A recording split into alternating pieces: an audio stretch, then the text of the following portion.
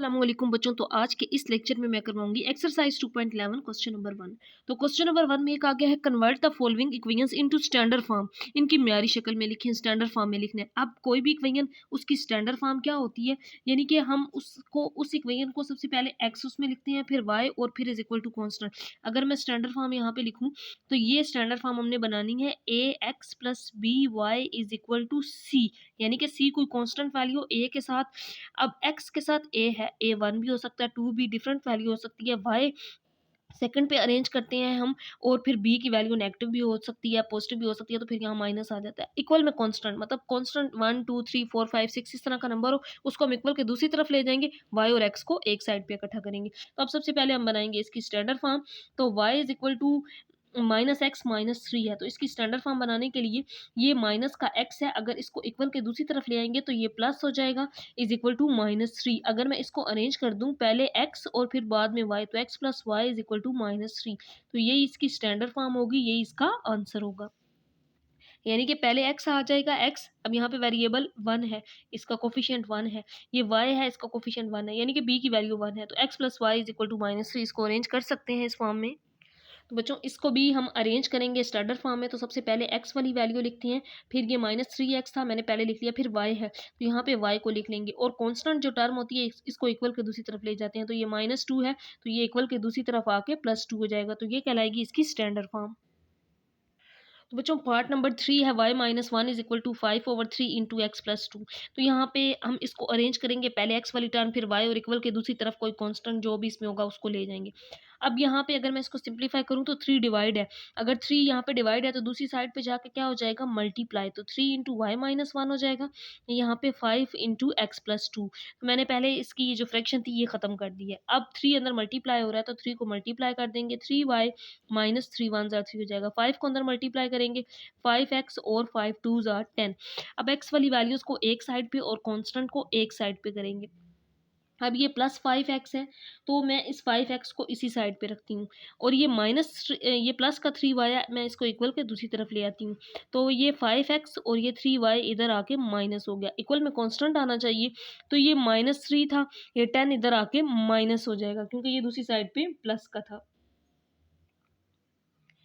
तो इसको लिख सकते हैं हम, तो -10 और -3 आंसर आ जाएगा -13 is equal to 5x -3y।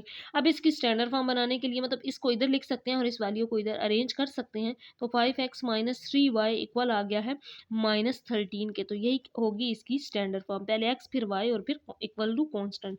अब यहाँ पे अगर मैं इस x को इधर लेके आती तो x माइनस का हो जाता, तब भी आंसर ठीक था, लेकिन हमने x पॉजिटिव बना दिया, y पहली वैल्यू पॉजिटिव है फिर नेगेटिव, तो इस फॉर्म में भी इसको बना सकते हैं, ये इसकी स्टैंडर्ड फॉर्म होगी। बच्चों इसके बाद है पार्ट नंबर 4। अब यहाँ पे x-1 इसी तरह लिख लेंगे, और यहाँ पे ना जिसके नीचे कोई वैल्यू ना हो एलसीएम होता है उसका, यानी कि उसके नीचे हम 1 कंसीडर करते हैं, और दो वैल्यूज में प्लस या माइनस हो तो एलसीएम लेते हैं। अब इसका एलसीएम लेंगे 3। अब ये 3 तो इससे कैंसिल आउट हो जाएगा, ऊपर सिर्फ 5y रह गया।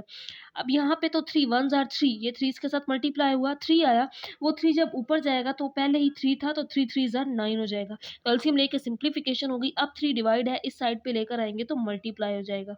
3 into x-1 is equal to 5y-9। तो 3 अंदर दोनों वैल्यूज के साथ मल्टीप्लाई हो रहा है, इसको मल्टीप्लाई कर देंगे, 3x-3 हो जाएगा, 5y-9। तो अब इसको अरेंज कर देंगे इसकी स्टैंडर्ड फॉर्म के लिए। 3x इधर ही रहेगा, ये प्लस का 5y था, दूसरी साइड पे आके माइनस हो जाएगा, -9, ये माइनस का 3 था, जब इस साइड पे ले आएंगे तो ये +3 हो जाएगा। तो इसको हम लिख सकते हैं 3x - 5y। 9 में से 3 माइनस करेंगे तो -6 आएगा, क्योंकि 9 के साथ माइनस है, बड़ी वैल्यू के साथ जो साइन होता है आंसर में वही साइन आता है, और प्लस माइनस माइनस होता है। तो ये होगी इसकी स्टैंडर्ड फॉर्म। तो इसके बाद है बच्चों part number 5, 3x-1/2 into y plus 2/3। तो 3 इधर मल्टीप्लाई हो जाएगा, 2 इसके साथ क्रॉस मल्टीप्लाई कर देंगे क्योंकि दरमियान में इक्वल है। तो 3 into x-1 is equal to 2 इधर मल्टीप्लाई हो जाएगा, 2 इंटू वाई प्लस 2। तो अब 3 को इधर मल्टीप्लाई कर देंगे अंदर वाली दोनों वैल्यूज़ के साथ, और 2 को अंदर वाली दोनों वैल्यूज़ के साथ मल्टीप्लाई। 3x 3 1s आर 3, 2 को मल्टीप्लाई करेंगे तो 2y 2 2s आर 4।